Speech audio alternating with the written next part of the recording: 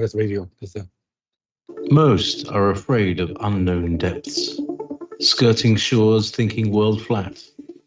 And with the island girls in celebration of new religion. Noble? Yes. That's it. Nobody told me, or said this way, I sailed alone on makeshift raft with wind as companion.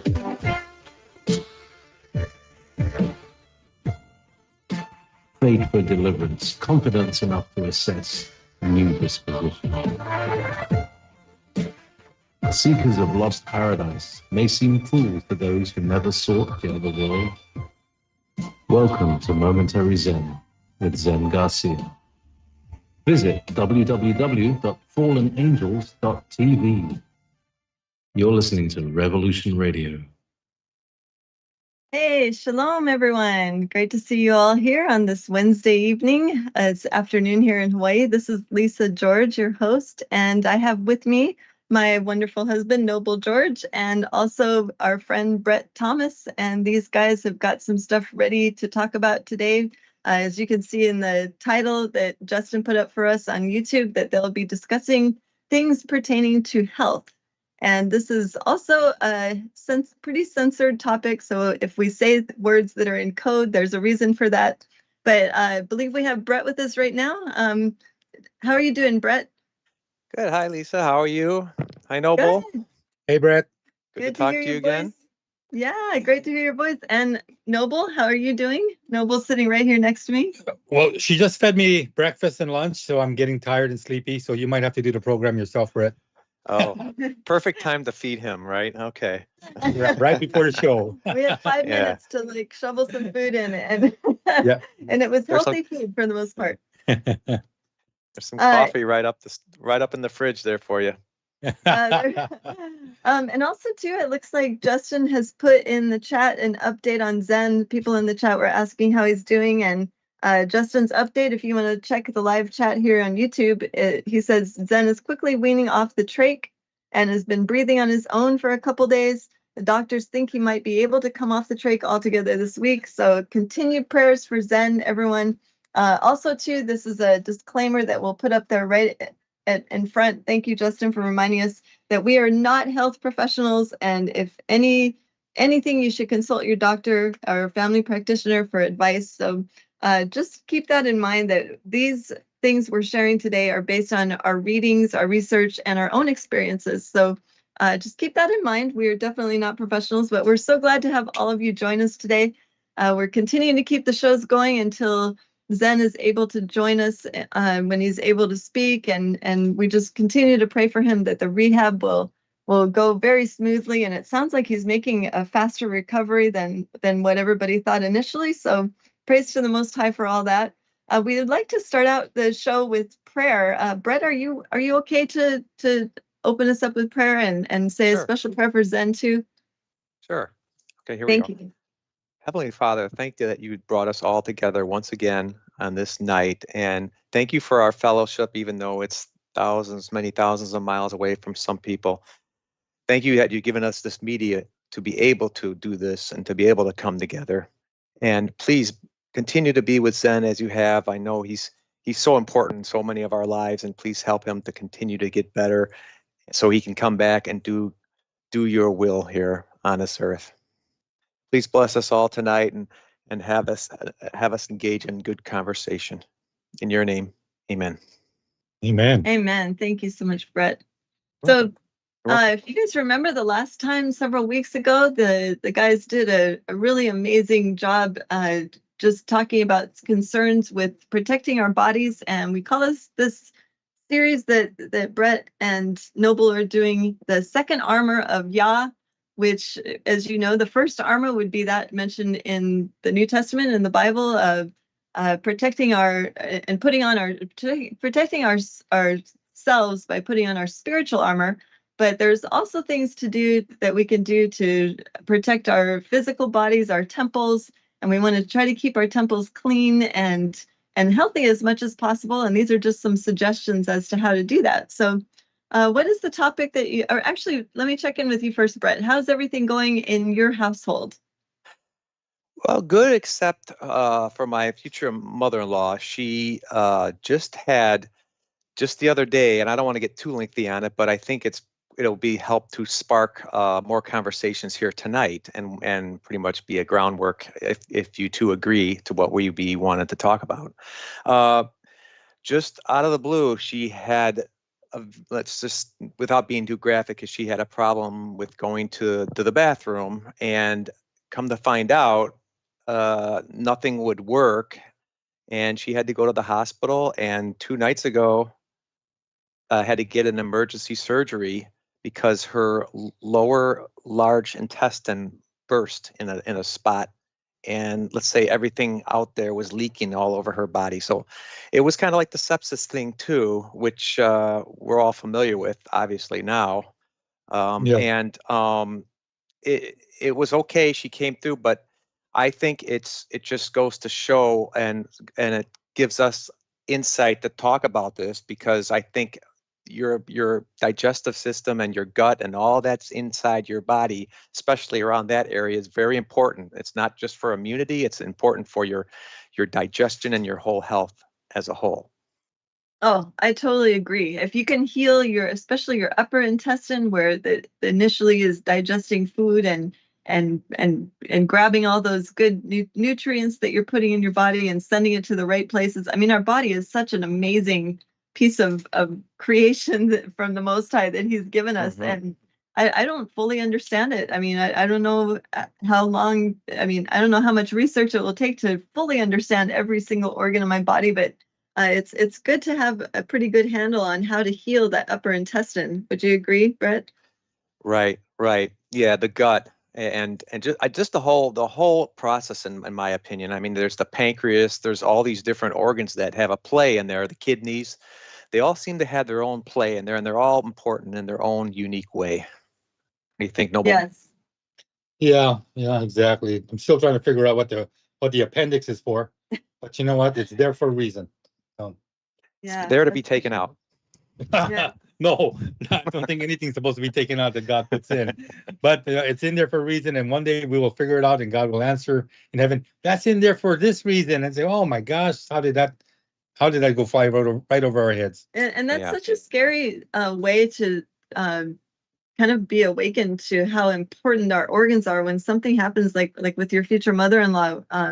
Just kind of seems like it's almost out of the blue, but then it turns into an emergency, and then to emergency surgery. And everyone who's been following Zen's story, like you said, Brett, and been praying for Zen, we're getting a better handle on what that actually means to have sepsis, to have issues with the digestive system, to have infection that spreads through the body so fast, and that can and potentially be deadly, if it's not caught soon enough. So it's to me, it's extremely important, the information you guys will be sharing today, as to how that actually happens, where the body gets to that point where the intestines are just not functioning and actually are perforated, or are torn in half and need to be attached back together, so that the body doesn't. I mean, the body is basically, seems like it's in shock almost from the toxins that have accumulated, and how to prevent that, so we don't have to have loved ones rush to emergency surgery and go through that whole thing with fear and all the other things the enemy brings against us through those situations. Yes. To reiterate, though, I just want to make sure that everybody understands, and I'm sure Noble will be right there with me, is that we're not professionals. We're just people, and we give, like you said, Lisa, we give the best we can for what we have experienced like this and learned over the years, and just shared amongst each other. I think it's important that we let everybody know that, because we'll bring up some things, and we'll bring up our own opinions and thoughts. So again, we're not trying to prescribe or say anything, but it's nice to actually have a camaraderie with people around us that said, "Oh yeah, this works for me. Oh, this works for me," or "I feel better because of this," or the way I think. And I think that's important in our lives, because then we get subject to only like blinders and only one way to look at things. And I think, especially in this world that we're facing today, there's got to be a number of things that just aren't seeing the surface and not meeting our eyes. And I think those are important things to realize too, not just going to get a pill and seeing a professional.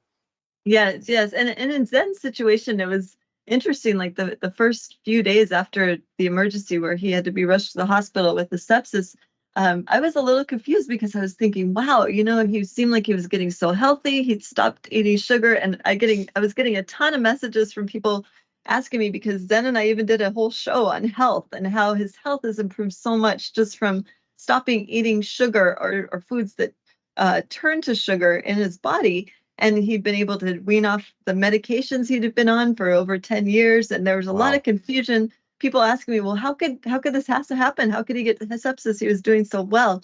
And then I had to ask Justin and Joy a few more questions and just figure out like what could have happened. But because of Zen's already kind of a condition where he's not able to walk, he's required to wear a catheter, and the catheter is what got infected initially. So it was nothing to do with anything with his diet, nothing to do with anything Zen was doing or not doing. It's something that comes along with being paralyzed and having to use the catheter. So just to clear that up for anyone who still has questions as to what happened, because he was, and I think that, just having him not taking the antibodies for a few months there before this happened was actually a great thing, because it gave his immune system a chance to just get really strong. And Joy and Justin were both telling me, yes, he was so, he's a strong guy. His system had been able to increase so much that his body was able to fight this off. And so I appreciate that Zen was willing to do that research. And once he realized that all the food that he was eating wasn't always the best choice that he was making to make his entire body be able to heal. So just to clear that up for anyone. Do you have anything, Noble, you want to share about? No, you just pretty much summed it up well, honey. That's a good synopsis of what Zen's condition was like. And I know that he wants to be back out in his home, talking to all of us when he gets the strength to do so.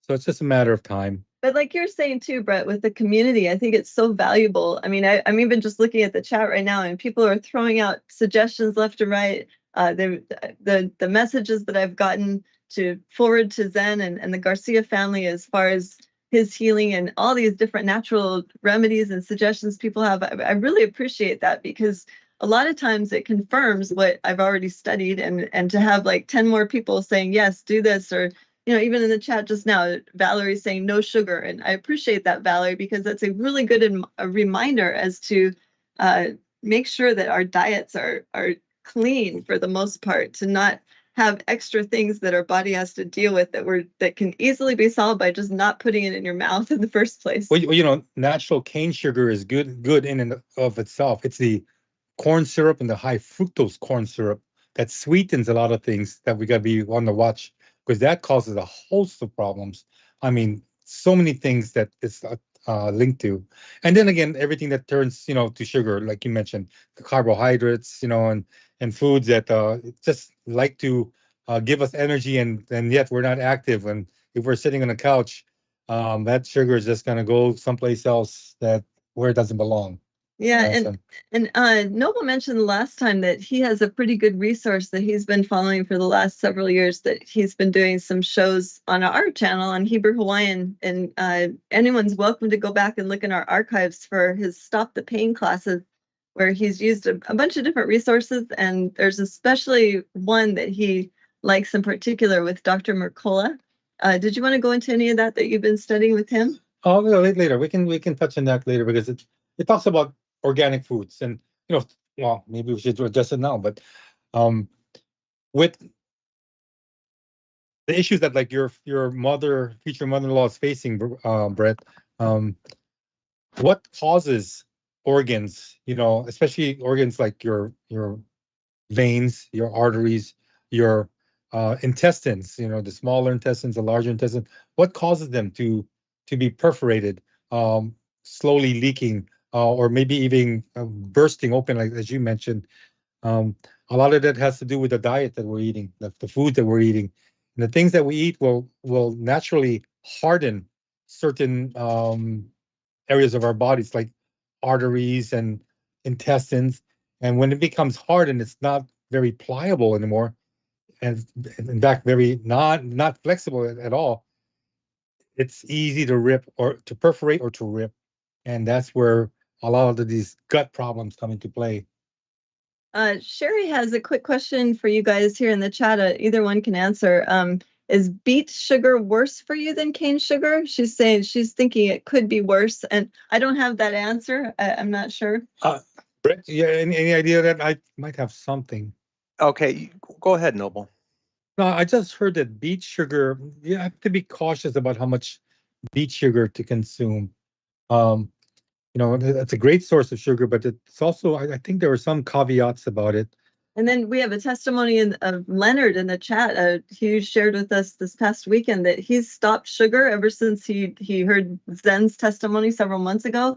And Leonard actually had a stroke. He was in the hospital. They put him on like 11 different medications. Correct me if I'm wrong, Leonard, but he's lost 45 pounds in the past few months. That was last week. You don't know what it is this week. That's true. Yeah. As of last week. But yeah, congratulations, Leonard. That's awesome. Oh, congratulations. Yeah, so, that's great. Yeah, but good question. I think cane sugar, a natural cane sugar would be better. Natural is going to be brownish in color. Don't get anything that's white or bleached because that just has more chemicals in there. But yeah, if you need to put sugar, you're making cookies or whatever, yeah, use the natural stuff, the organic stuff. And this is a topic that I was talking to Brett earlier about Dr. Marcola coming out with an article yesterday or the day before, I think, and it was talking about how organic foods are not what you think they are, especially if they're sold in the market, because the USDA has issues. Well, the USDA is tough on the American farmer, but they're importing a lot of this organic food in, and this organic food is cheaper and it's labeled organic, but it doesn't go through the USDA stringent protocols in determining if they really are organic to begin with. So how do you deal with that? And you have the U.S. farmers that are small. There's small potatoes compared to these international agribusinesses. I mean, we're talking corporations that make a lot of food, and yet they might bypass certain organics requirements and yet label it. It's so easy to mislabel an item and say, hey, yeah, this is organic corn, and you just got it down the street from the corn farmer that's feeding it to the pigs, So yeah, and there's some really good other alternatives out there. I would suggest, instead of going with anything that even includes the word sugar, I prefer maple syrup, the natural 100% maple syrup, organic. Yeah, Phil Henry says that too. Yeah, it's got a great flavor. I was just talking in our Bible study I did yesterday with the ladies about one of our friends who moved up to Wisconsin, and he's got and we don't have maple trees in Hawaii. I think it's too hot for them here, but he's got a maple tree in his front yard. And I did not know this about maple trees, of how in the winter is when you get the maple syrup out of it. And he said out of his tree, he puts a hole in there and it comes gushing out like a waterfall. He said they'd have buckets and buckets, and then his wife fills up the buckets of this delicious maple water we got to try when we were there. And then she boils it on the stove, and it boils all the moisture out. So just the syrup is left at the bottom, and it's natural. That's a delicious natural sweetener that actually has really good nutritional value. So there's other options out there. And we all are, like you said earlier, we're not health professionals, but we like to bring in information that from research that we've done and other people have done. We have Asher Brunson that mentions that beet juice and grapefruit juice is something that you could try. This saying that beet is a natural vasodilator, and grapefruit juice cleans out your arteries. I mean, for those of you in the chat, I know you're reading this. So again, yes, it does matter. Even and thank you for being a nurse, Asher, and sharing this. So again, we want to know what works and that's the tough part, is that unless you're like a full bore nutritionalist. And even sometimes they don't have the answers, because I went to the doctor myself and the doctor recommended me talking to a nutritionalist, and I knew more than the nutritionalist did. I'm thinking, what the heck is going on here? So be careful where you get your information. But then again, when you do your own research, you are responsible for your own body. So I suggest that you start doing your own research. And if something does work, or you discover something that is like eye-opening or revelatory, share it with the group, because we're all open to it, to information, and then we can test it out and research it ourselves, and then also try it if we seem that it's something that will be beneficial for us. Mm-hmm. Yeah, I Yeah, agree. I've also heard xylitol. Now I know they even say that xylitol It's good for your teeth. is Yeah. actually good for the teeth, believe it or not. And Mm. it's like it's supposed to be a sugar, but it's Right. actually supposed to be good for the teeth too. And that's I really try to take care of my teeth, because that old saying, the teeth, caring for your teeth is like the first sign and the first The line of defense. significance of what's going to go on with your body later on. I've heard that. Yes. Yeah, you heard that? Yes, I did. Oh, totally. So totally yeah, agree. it's Yes, very if- important. So whatever comes through the gate, which is your teeth, you're letting into your kingdom. You know what I'm saying? Right. And I've even heard, and speaking of speaking as groups and such, I've even heard like a little bit of alfalfa, like powdered alfalfa, and you put that on your teeth if you have been eating a lot of sugar. I've been doing that for years. I've heard of it somewhere, and I started it up, and I just put a little powdered alfalfa on my teeth, and just let it sit there, maybe overnight, whatever, just kind of on the teeth, and any type of tooth issue or sensitivity or whatever is not around anymore. It's really fascinating, and I really love it, because it's just very cheap. Again, these are the things that let's just say a number of people might not like to actually push out there, because nobody makes a profit out of it, but it's very cheap. Alfalfa, you can get it really cheap, and for me it works good. Wow. Thank you. That's good information. I've not heard that, Brett. Yeah, that's Yeah. great to know. And Got- that's one of the first things that the naturopath I was working with several years ago recommended for me, because I couldn't figure out why I was just in pain all the time, why I was on so much pain medication. And I thought I was eating, I'd switched my diet a bit, not drastically yet, but I'd switched it where I had stopped eating certain foods, and I just couldn't figure out what was wrong with me. And then we narrowed it all down, and then the naturopath is like, okay, so how many amalgam mercury fillings do you have in your mouth? And I was like, you mean like the silver fillings? And he said, yeah, and I need to know how many root canals you have as well. And so I looked at my teeth, and I was like, I have one in every single tooth except the front 4 on top and bottom, and multiple. I mean, I think I counted all together, I had like 27 fillings. And so it was all my teeth. And I was just like, how am I going to eat? Like, if I get all these taken out. He said, no, there's holistic dentists. There's other options where they'll take it out and they'll replace it with porcelain or resin or, something so I can still chew. But for the root canals, that was whole nother story. I was just trying to find a dentist that will help me with that. And I did have one removed, but the other, even my naturopath, my holistic dentist didn't want to remove anymore, because he said, you're not going to be able to chew. You won't have any teeth left. So there's that. There's not really much they can do besides extract the tooth once you have a root canal in there. So I'm still dealing with some of those, but the pain is just like way, way better than before. I mean, I noticed it after going through all of the detoxing I had to do after I had all of those fillings taken out several years ago. I think it was 2019 I had them taken out. And it took me about almost 3 years to fully recover from that, just because it was the detox. It was huge. Like, I could even feel like my lymph nodes on the sides of my neck.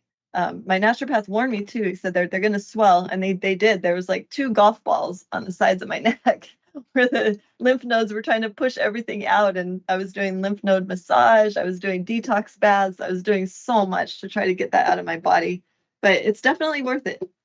You probably had it stuck in there, and as they were removing pieces of mercury were around, and that's what was probably getting in that area that it was being inflamed.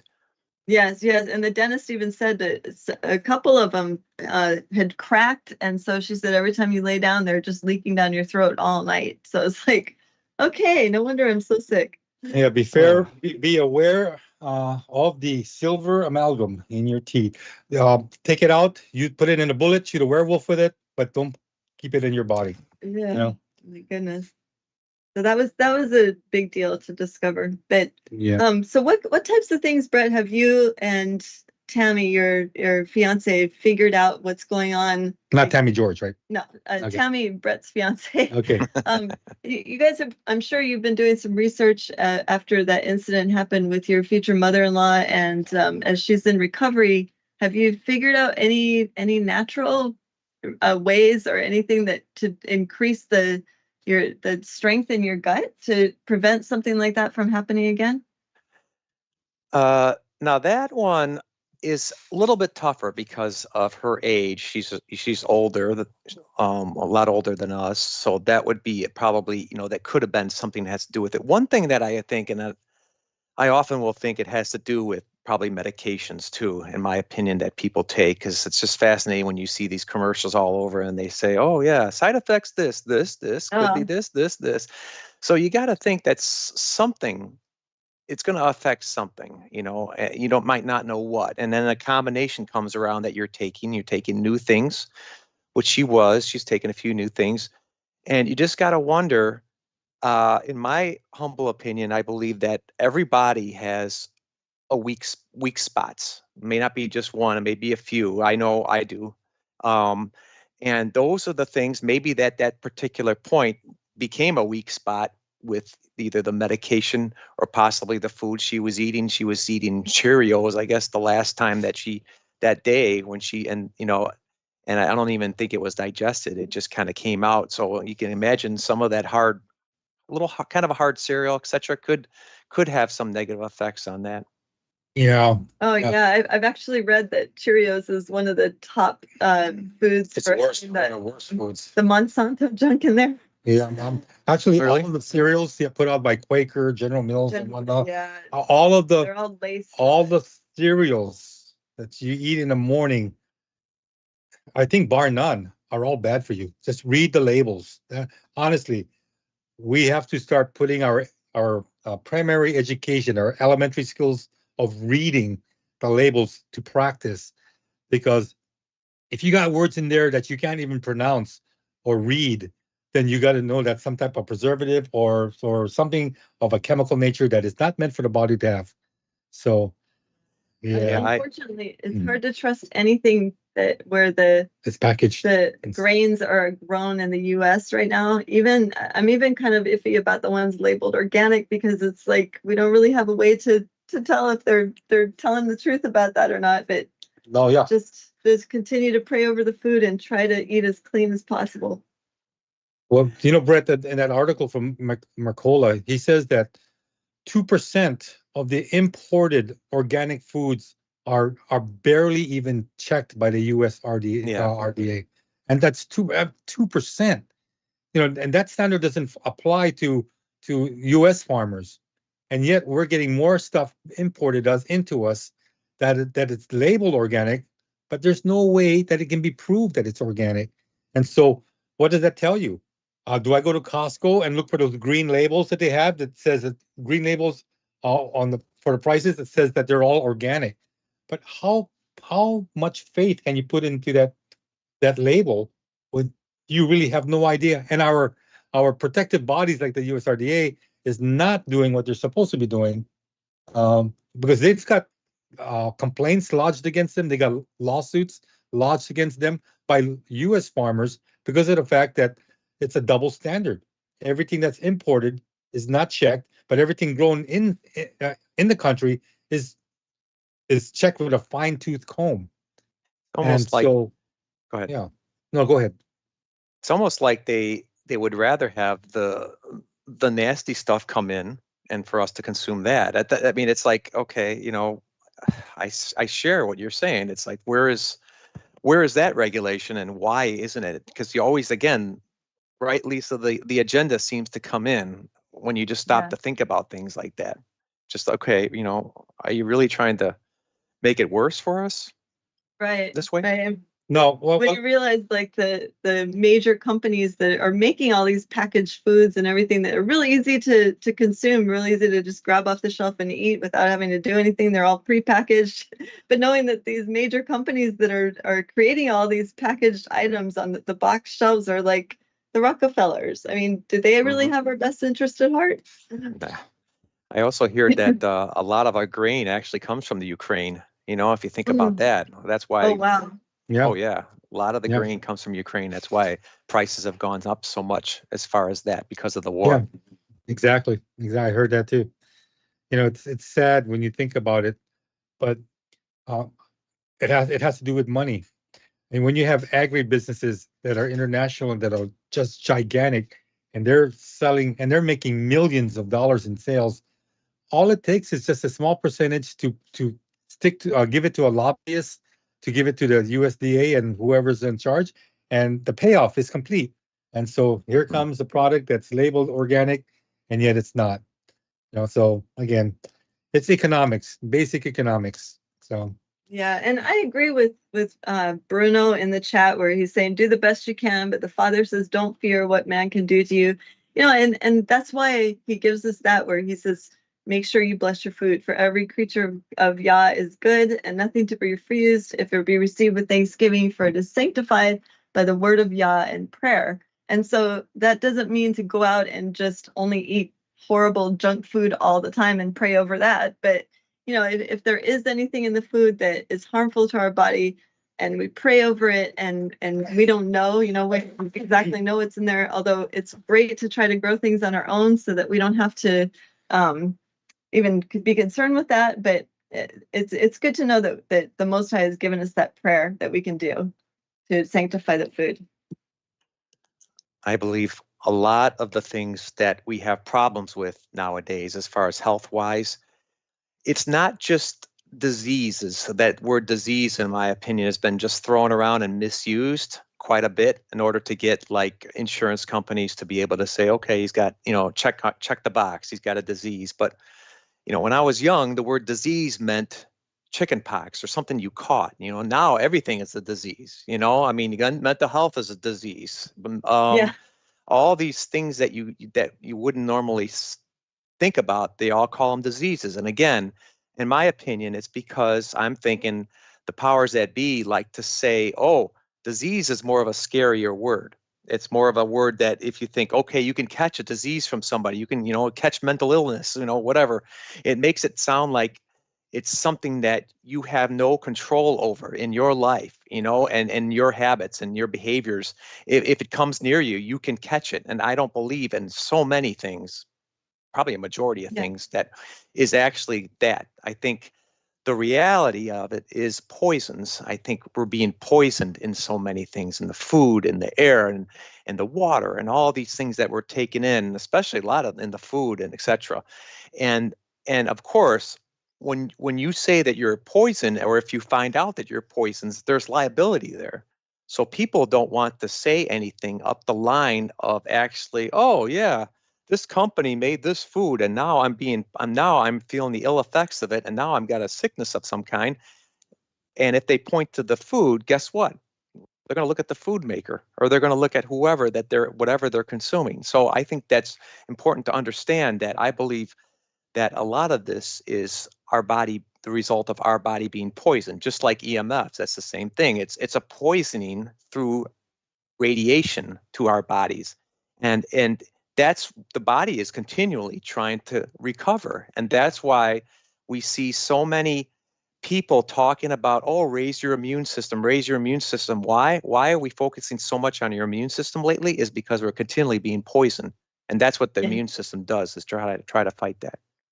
Yes, and some of that poisoning we can see up in the sky. I mean, we don't have control over it, but that's why I think it's these programs that you and Noble are doing, Brett, are so important, because it's giving people other ideas of how to protect our temples from things that we cannot control. And if you look at even the word dis-ease, you know, just think of the word ease. If you say you're at ease, if you're, you know, having an easy day, if you're, you know, it's great, like you're feeling good, you're at ease, you're relaxed. But if you're dis-ease, it doesn't necessarily mean you're going to die, or it doesn't necessarily mean it has to be a scary thing. It just means your body's not at ease. You know, it just Very means good. it's not at ease. I like that. Good analogy. It's like unsettling, you know, it's not, you're not settled, you're not relaxed. Yeah, And that, yeah, exactly. if you give me a minute, that brings me to another thought. I think very much that your mind plays a huge role. And probably a lot of people have heard this, but I I think it plays a huge role in how you turn out and how, if you get well and if you get worse. Because how many of us have, gone to an interview and we've got the butterflies in the stomach, and I mean, imagine if people get butterflies or just get nervous all day and they have this connection from their brain to a certain part of the body that sets it off. Some people might get the jitters, some people might get this, but over time, imagine what the weakness and the weakening that organ or that part of your body continually gets hit by, and that could be the cause. And just like toxins could be the real causes of a lot of problems that we have in our body.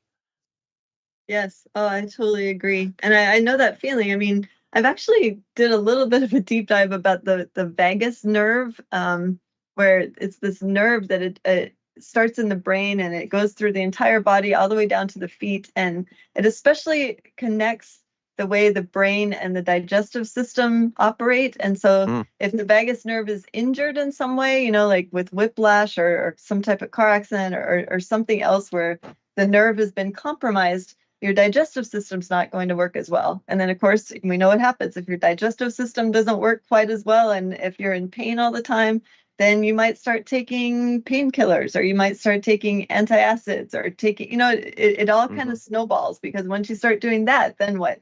Then all those side effects like you see in the commercials you were talking about, Brett. And then, then you get dependent on these medications, which are not always the best for you. And then another condition might develop, and it just kind of goes from there. And it's really like the snowball effect. But if you can keep that vagus nerve healthy, by going to the chiropractor, getting it adjusted, they can tell you if that nerve is functioning as it's supposed to be. If you can do relaxing things like take detox baths, swim in the ocean, just have foot massages. I mean, there's a lot of things you can do to try to relax that. But if that's not relaxed, I read that that's actually what causes those butterflies in the stomach, is Really? through the nerves and how it affects the digestive system. Yeah, it's very intriguing study, because I was trying to figure out what actually is the cause of endometriosis, as the disease that I suffered with for about 30 years. And that really has a huge play on how things operate in your body. If that nerve is too tense, or is shifted out of position, or is causing, that's the nerve that causes numbness in the hands, or tingling in the feet, or if that is in the wrong position, and like I said, a chiropractor can tell you if that nerve is functioning properly or not. That also can cause like tenseness in the jaw, which causes like tooth grinding, and then you'll have issues with your teeth, like I did. I was a big tooth grinder when I was little. My parents couldn't figure out why. And it's just it'll snowball like that. And so it's really important to try to figure out what the root cause is of all these different conditions. Now, is that vagus nerve up by your neck? I believe it starts in your head, in your brain area. It goes down your spine, and then it branches out. It's a huge, huge nerve. It branches out down your arms, and then through your digestive system, through the reproductive organs, down through your legs, your pelvis, your hips, and all the way down into your feet. So kind of connects everything together. It's a very intriguing study. That could be why people have leg pain, etc., and it's actually something that starts in the back. Yes, exactly. It's all attached. It's unreal how all of that works, and just having a little knowledge about what that nerve is capable of and how to strengthen it. They were giving suggestions of how to strengthen that nerve, and one of them is by taking a cold shower. That will strengthen that nerve somehow. Taking a detox bath in Epsom salt and baking soda, for example, or wearing certain types of like different oils, having a certain smell will strengthen the nerve. There's like a pretty long list, and if you even do like a search vagus nerve and how to strengthen it, there's all these cool suggestions. A short workout, or even just going for a walk, something that kind of makes the body just feel lighter somehow, but it's actually strengthening that nerve. So I think that's pretty cool, interesting information. Good. Very good. I got a question for you too. Oh man, now I forgot it. If you'd like, Sorry was about going to that. ask you something, but I forgot what it was. Okay. If you'd like, I could, since we're talking about stomach and we're talking about gut, etc., should we go into a little bit of some of the, I tend to be more of a person who really counts on herbs and supplements and likes that. So I could announce a few of the ones that I've been looking at and taking and see if we can maybe help each other out here when it comes Sure. to that. That's great. Yes. Few of the things that I have personally come across with, and again, I've been kind of into herbs for a while here, but activated charcoal, if you have stomach issues, if you have a nervous stomach, or even leaky gut or something. Noble, do you want to tell us what leaky gut is in your opinion first before we get into that and your thoughts on that? I think it's when you consume foods in your smaller intestines. That's where there's perforations, and where your smaller intestines are actually drawing all the nutrients from the food that you've eaten. That's where the leaky gut comes into play, where now not only are you not getting all the nutrients, but you're actually it's all spilling into your body cavity as well. And Toxins. so Becomes that's toxin then. very, very dangerous. Yeah. Yeah, I heard that. I heard that there is a fine line that's in your digestive system of, it's like a fine line that only allows certain particles through, or and like nutrients, etc., through, and it tries to block out everything else. And that's what happens is, again, there's certain things that we take, and I've also done some research about lectins and certain kind of fruits and things like that that might have these things that actually help to sever or just put little cuts into that lining a little bit. And that's where that's called leaky gut, is when actually it gets perforated enough, not like Cheryl, which was like my mother-in-law, but just enough to just start to let a few of the nasties in, and then that's what happens. And that's how you get leaky gut. And again, they say that the stomach is like one of the masters of the immune system. So it just seems funny that a lot of the food that we've been talking about and we actually eat that might contribute to leaky gut are still out there. Nobody talks about it. You don't hear from the educated elites here on what not to take for leaky gut. It just, for some reason, it seems like it's increasing and getting worse. Yeah, you're right. I mean, I think there's a popular doctor out there, Dr. Gundry, that has been doing a lot of infomercials on leaky gut. Yeah. And the diets. And I was listening to a lot of the stuff. Then again, I heard something contrary, because like he would advocate not eating a lot of the nightshades, vegetables that are classified as nightshades, because they can have an effect on your gut.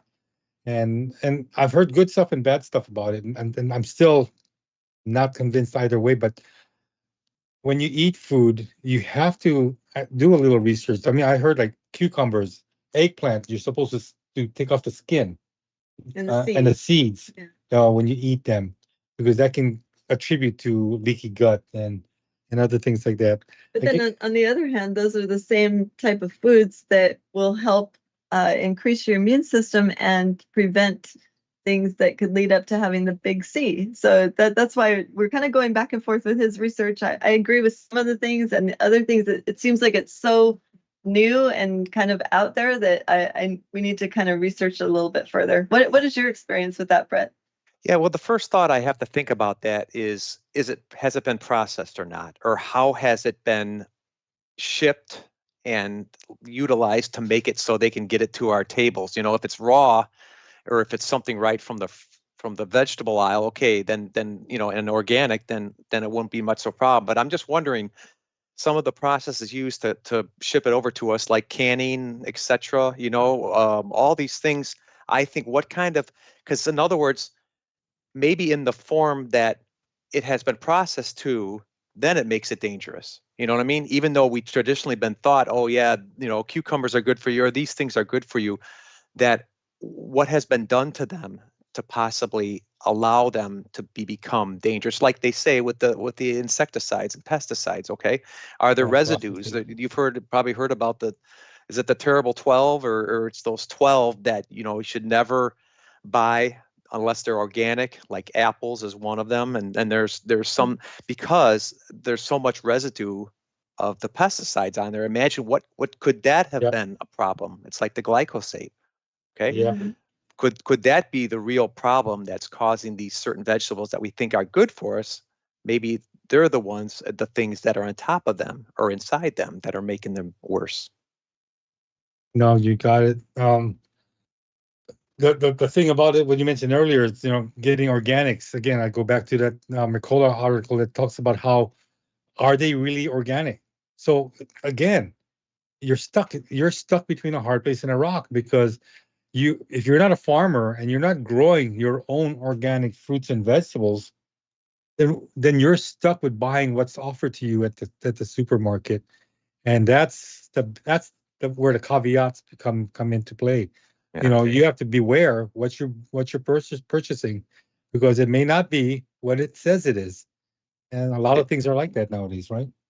Yeah, I mean, again, business, it's just how it is with life, and people want to sell at the highest amount of price and put the cheapest means of production to get that to market. So if they have to, of course, if you got morals, that's great, that helps, but sometimes you always seem to see compromise going one way or another, and that also applies to food. So once food starts to get compromised, we know that there's probably not going to be something good for us.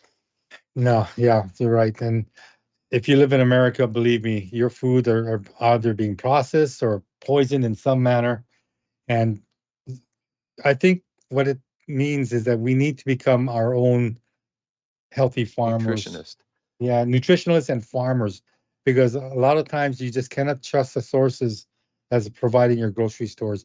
We have a friend here in Hawaii, up in Nanakuli, Alfred and Annette, and they have a working farm, and they're raising their own stuff: chickens, goats, cattle, and vegetables. And we're blessed to be able to go there and get some of the food products from them, especially the eggs. You can tell the difference in the egg yolks.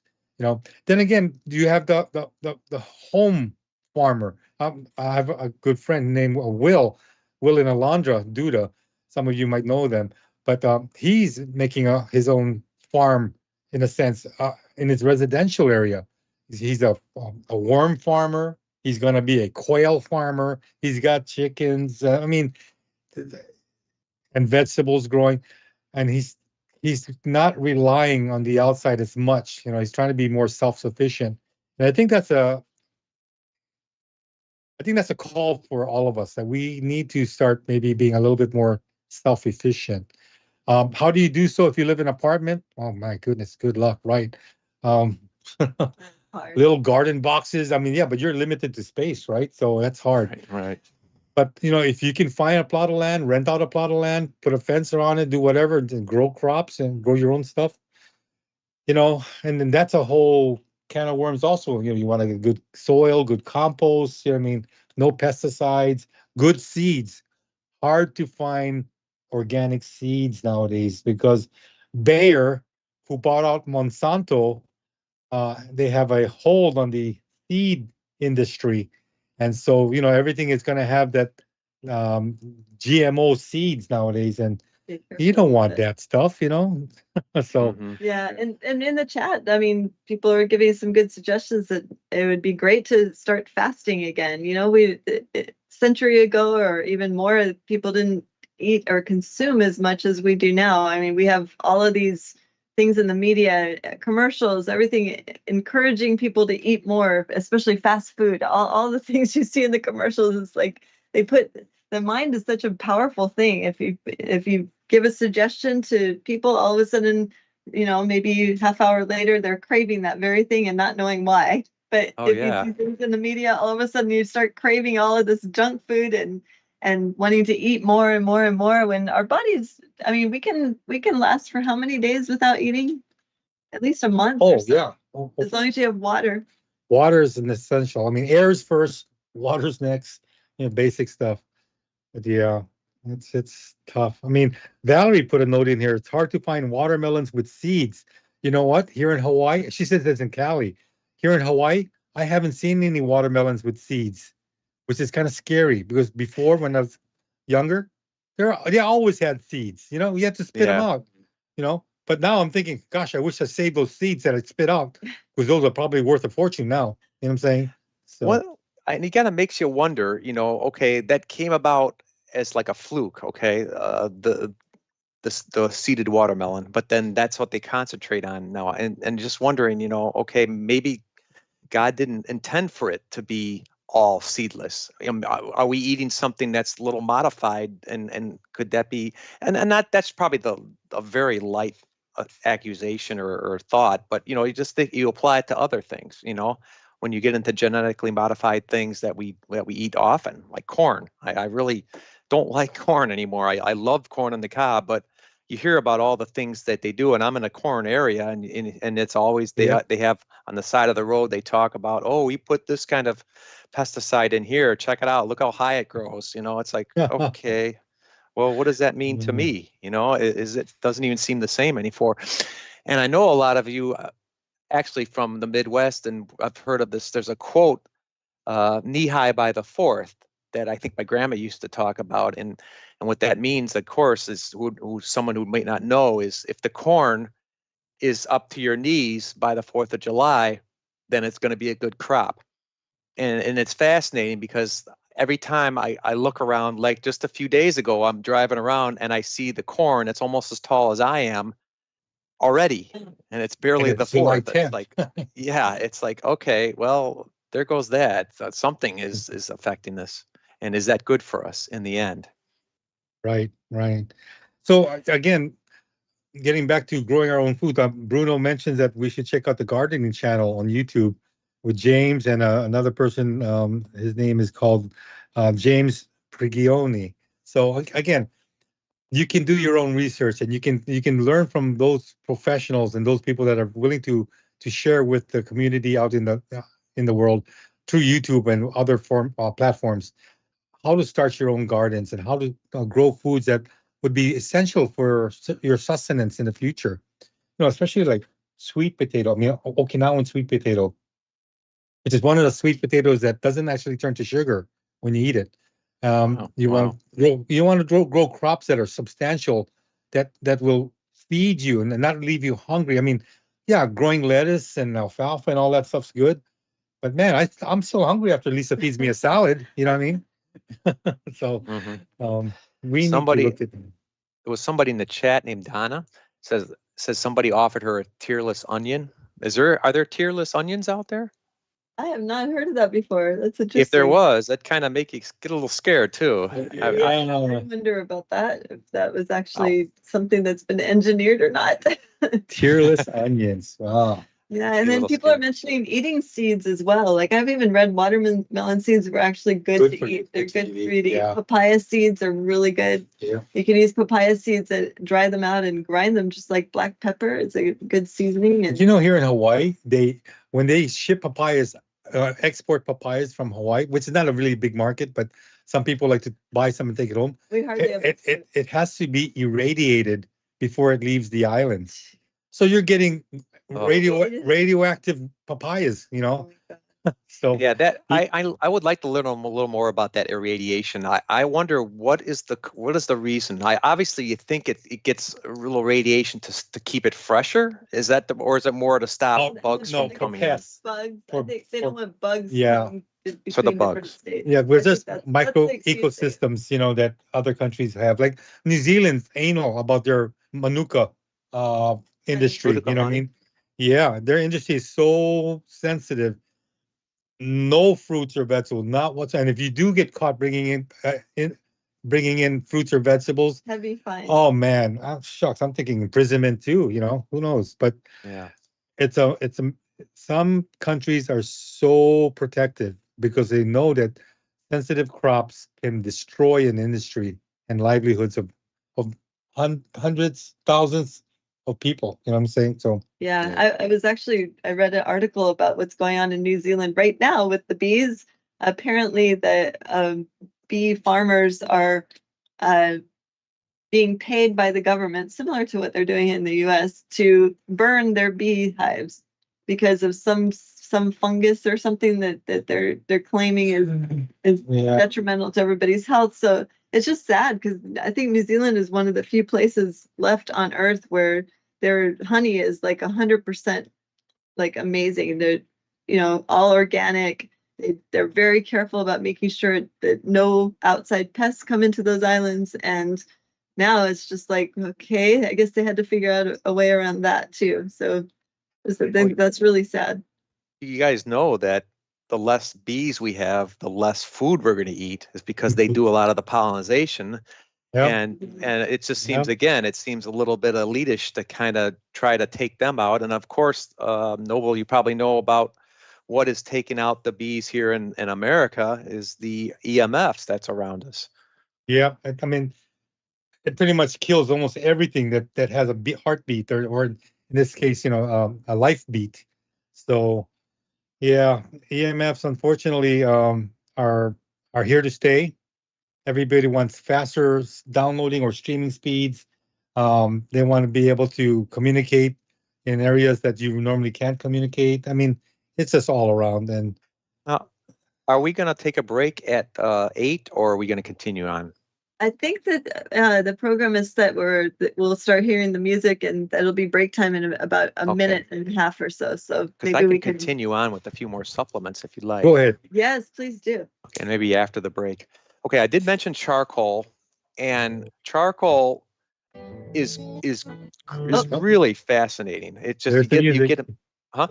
I think we're doing break right now, Brett. But please share this after the break. Yeah, hold that thought, Brett. Sure. See you guys in a little bit.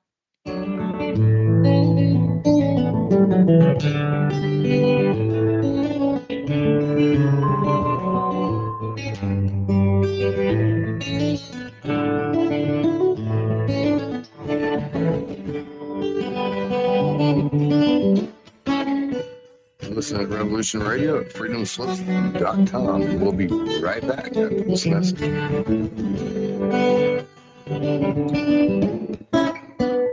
We will not comply with the institution's sick illusion. No, it won't be televised. Welcome to the revolution. We will not comply with the institution's sick illusion. No, it won't be televised. Welcome to the revolution.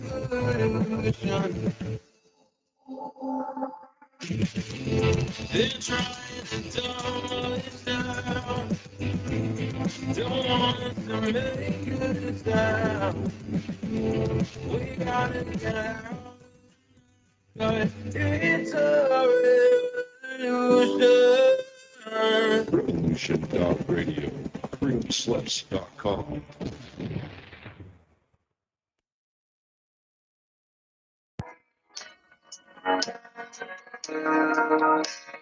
Join me at Revolution Radio, Studio B, at 11 a.m. on Saturday for free association,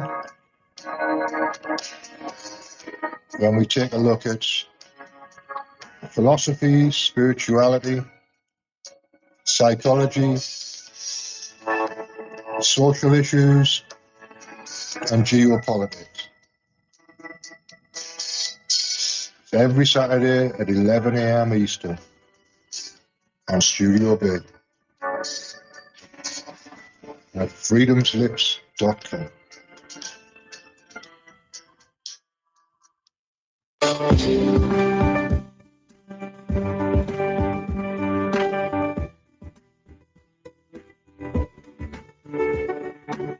Transcending time and space, let us take you to the place inside your mind where thoughts divide and mysteries unwind. Join us every Monday evening right here on Revolution Radio at freedomslips.com from 8 to 10 p.m. Eastern Time. And you will catch the Fenton Perspective with our great host, Lorian Fenton. Come listen in as she shares her amazing stories from the past to present, along with all of her guest secrets to the future. That's the Fenton Perspective every Monday evening right here from 8 to 10 p.m. Eastern Time, only on Revolution Radio. Oh, and You don't need to expect us. We're already here. We're already here.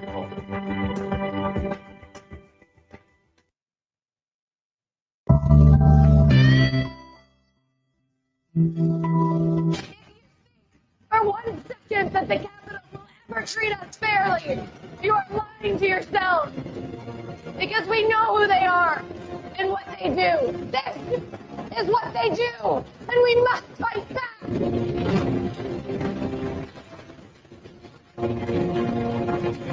You can torture us and bomb us. Fire is catching.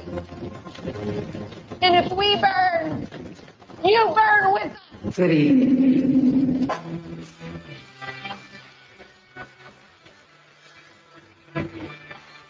Are you awake yet? I hope.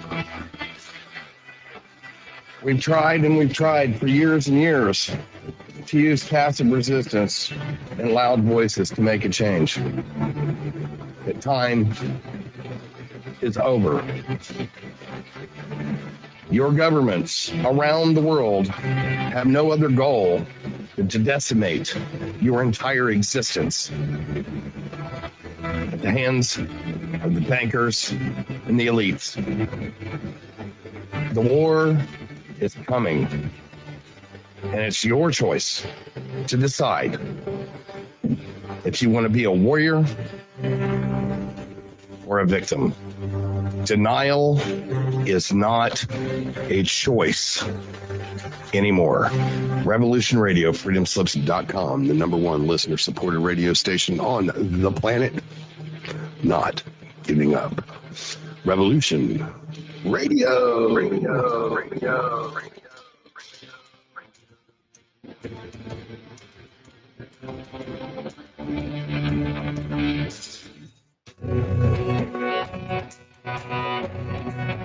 All right. Thanks for listening while we took that short break here at Revolution Radio, freedomslips.com. And now we're going to get back to your host.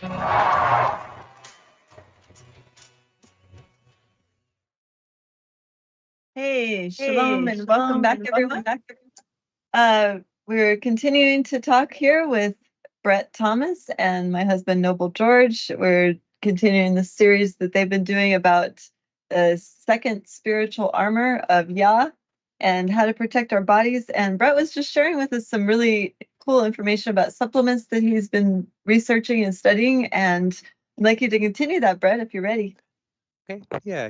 The people in the medical, a lot of people aren't really taught these things, obviously, is because you can't patent them. They're natural. Okay. When you can patent something that you make and create, but from what I understand, not necessarily a number of natural things that can grow. So that's the threat.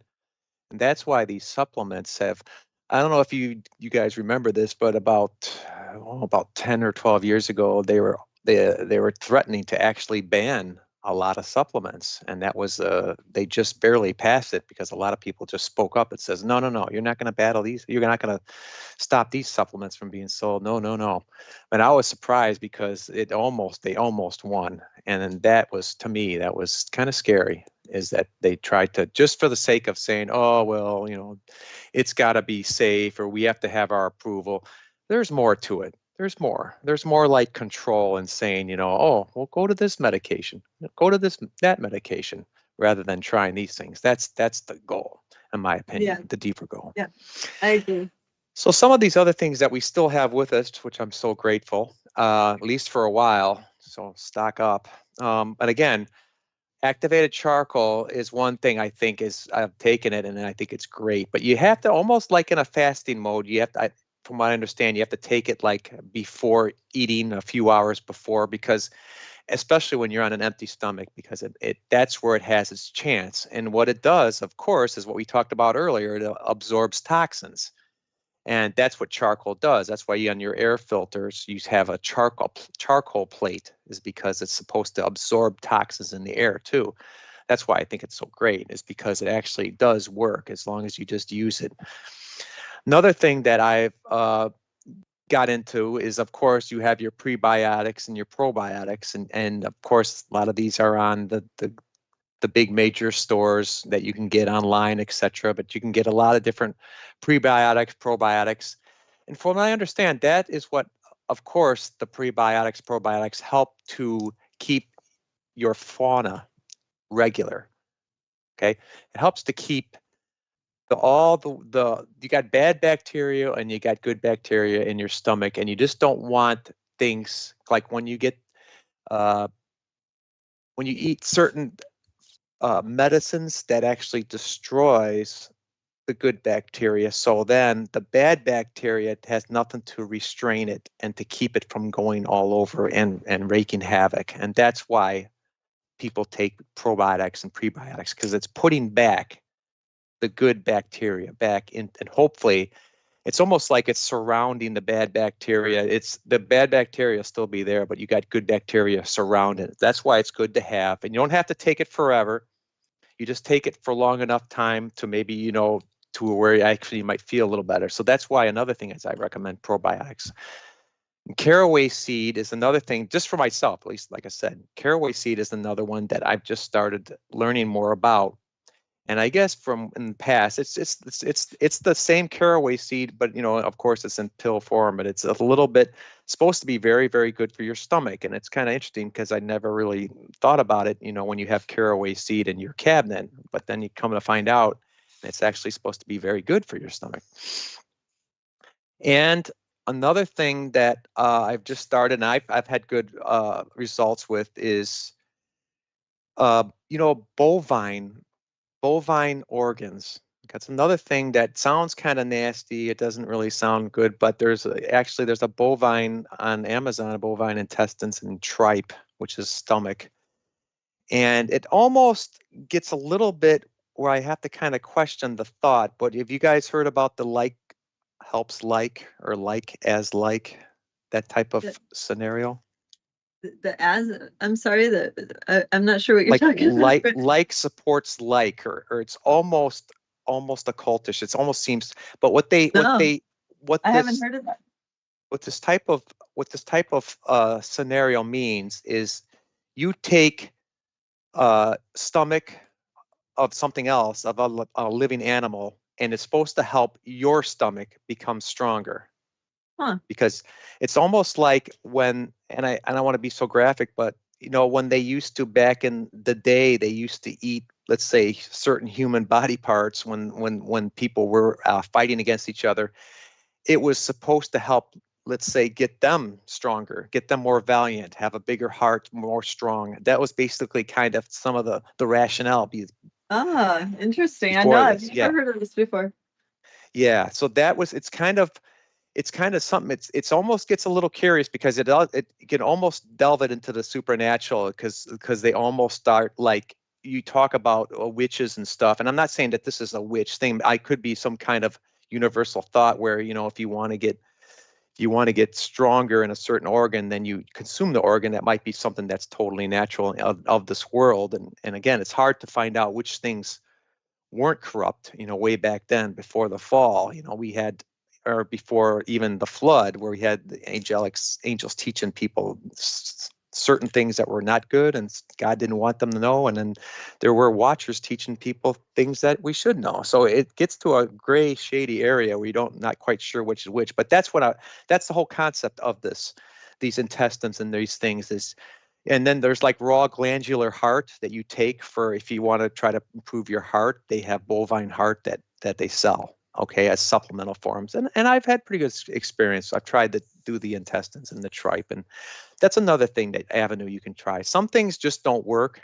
I mean, just some things do. There's another one called licorice root. Obviously, it's that same licorice root that we're talking about. DGL is the form, and it takes out something that is supposed to be a little bit more harmful for it, but it's supposed to help actually rebuild that gut lining. If you have some of a leaky gut, the DGL, it's called licorice root. DGL. Yeah. Deglycerated licorice root extract. Yeah. Huh. It's another thing. It's cheap, and it is actually, you smell it, it tastes just like licorice. I mean, it is the real thing. But again, the DGL type is the type that is supposed to be a little bit better for the gut lining, because it doesn't have the little bit of nasties there that might hurt your stomach. That's why they do that. Oh, interesting. Mm-hmm. Aloe vera is another thing I recommended to my honey. She was getting a little bit of I think the stomach pains, etc., and just a little bit of aloe vera a day for a while. Just drink it right up. Not a whole ton, but maybe like a few teaspoons or tablespoons, etc. Just a little bit at a time, and that is supposed to help heal. It's aloe vera is kind of like, and probably a lot of people know, is when you put it on your skin or something, it burns right away. It's like, and you think it's like it's going to be hot and burning, but like within a few minutes, it's like so soothing. It's like wonderful. Oh, Right. it really is. I can see how that would work really well in the stomach. I mean, it's kind of funny. We just a real quick note about the aloe. We call it aloe here in Hawaii just because the way it's pronounced, the way it's spelled is kind of like Hawaiian. So we call it aloe. And we have aloe plants here in our yard. I call it the Nephilim aloe plants because the leaves or the stalks on the aloe are about 3 to 4 inches wide and they're about an inch thick. And so we can actually fillet those, and I've put those in the blender before and just made aloe water, and Wow. it's very super soothing on the stomach. Really, they're good. What are they called? Well, in Hawaiian, instead of saying aloe vera, we say aloe. Oh, okay, aloe vera. Yeah. Okay. Yeah, so it's the aloe plants that we have in our yard are just huge compared to the ones I've seen in the mainland, and we got them from a friend. He had a bunch of them, and he would make that aloe water where he'd fillet the aloe leaves, the stalks, and you can fillet it because it's so thick. It's like you're filleting a fish because it's like an inch thick and about 4 inches, 3 to 4 inches wide. Just take out the outside of it, throw the inside in the blender, and just put some alkaline water with it, and it's really good for people who are having like a lot of stomach issues. So that goes right along with what you're saying, Brett. I'm sorry to interrupt. No. I want to ask you if I can ask you a question real quick, if I could, because you just mentioned something I've been thinking about. I do have an alkaline water machine. Now, I haven't actually got up to using it yet because I've heard so much about it. You do have an alkaline water machine, or do you make your water alkaline? Yes, we make our water. At first, we looked at all different brands trying to figure out which one, but it's so good that you actually have one. When you start using it, I would just recommend starting at the lowest level of alkalinity and then kind of work your way up because your body kind of has to get used to being a really high level of alkaline. And I wouldn't even go to the highest alkaline level just because you need to have some acidic in your stomach to digest things. And also too, I don't know if you've heard of Dr. Berg on YouTube. We follow his work quite a bit. And he mentioned too that he noticed patients who do have alkaline water machines, when he does like urine samples, that they will have almost no acid. And so it kind of changes their body composition if they're drinking it at an extremely high level all the time, because you really do need to have that acid in there for digestion. And I've had a personal experience with that as well, where we traveled, we were gone for like a month. I wasn't using the alkaline water machine, of course, when we were gone. We came back and I didn't think about working my way up back to that level again that I was on. And I just went straight back to the high level of alkalinity. And it really, I had a ton of kidney pain because it needed to have, my body was kind of in shock after drinking, regular water for about a month. So just be really careful when you go into it. But then I noticed too, you don't really need to drink quite as much water when you're drinking the alkaline water because it's so high level. Your body doesn't have to filter out all the other junk that you're getting from the city water or whatever. So now, I would encourage you to use it. Yeah, it's awesome. Okay, I want to. Now, could you or Noble tell me, because I have some thoughts about the acid alkaline difference, and I know there has to be a balance, but if you could tell the viewers and the listeners about that particular necessity of actually having alkaline in our body and alkaline water and ways to make it more alkaline. Yeah, I think too, because the way the food has been going, it's becoming more and more acidic. So the majority of the food, and if you're not aware of what you're consuming, the average person is consuming huge amounts of acidic food and not too much alkaline. And so it's good to have that balance where you can drink the alkaline water, but you really need to have something acidic as well. So that's why you can make your own alkaline water without the machine. I mean, it's not quite as high level as if you're using the machine, But you can make your own alkaline water just by squeezing like an organic lemon in there, and that will make it alkaline. But the lemon acid will help your digestive system as well. So if you don't have access to alkaline water machine, I would recommend just doing that. Or like when on the few occasions when we do go to eat out at restaurants, we always request lemons with the water so that we can make that water alkaline and as much as possible. But I love the lemon because it adds the acid in there too. So just because the body needs to have that balance, like you were saying, Brett. So if you are consuming a lot of foods that are high acidic, like a lot of carbohydrates, Spaghetti. and a lot of processed type of food, then you want to have that balance and make sure you have that alkaline water on a regular basis. Yeah, they say the lemons and limes are one of the highest alkaline, which is just, Yes. it must be because it's not processed at all, and probably, you know, I'm thinking, because once you get into that where it's in the can or in the bottle, you're thinking, okay, well, is it the same as just getting it right off the fruit? Yes, and then of course there's different species of the lemon tree that we've found out. We have a friend that has a lemon farm here, about 20 minutes away from us, and she actually only grows this one specific type of lemon called the Meyer lemon. I don't know if you've heard of that, Brett, but No. I think it's more kind of common here in tropical areas where lemons do grow. But if you were going to get a lemon tree or purchase lemons, that's the most alkaline type of lemon that you can get is the Meyer lemon. It has the highest nutrient content. It's the least likely to have the GMO stuff going on with it, and it's it's delicious. And the seeds are very high quality. We always save our seeds. We actually do have a Meyer lemon tree ourselves. We are a small one. It is producing fruit already, so there's that difference. We also have a lime. We have two different type of lime trees. Even in our tiny little yard, we have some of these things. But Noble planted it's like a Filipino lime tree. It's called the calamansi, and they're small little. They're kind of like the size of cherries, but they're orange, but they're sour, and so those are very high level too as far as nutrients go. And it's, of course, no GMO or anything, but we harvest those, I think maybe twice a year. We get at least 100, maybe sometimes 200 of those little ones off of our tree. And those are really good we put them in the water. We put them on when we eat papayas. They actually make the papayas a little sweeter with their alkaline content and their nutrients. And so I love using those. They're just, it's so nice to be able to actually go out to our own tree and pick up something that we can use, because we're not like Sherry Papin, who's in the chat, who's got this amazing farm with all of these cool, huge garden and canning. And I'm guessing, Sherry, you don't have to go to the grocery store very often because they just grow everything there. And she got eggs. I mean, everything you can imagine. If you look on Sherry's Facebook page, you can see a great sample of what she's got what she's worked so hard on every year in her working farm. So, but we just do with what we can. And if you can grow even just a few different things, so you don't have to buy them at the store, and then you know who grew it, and you know that it's good stuff. It's not been tampered with. And that's like the best gift.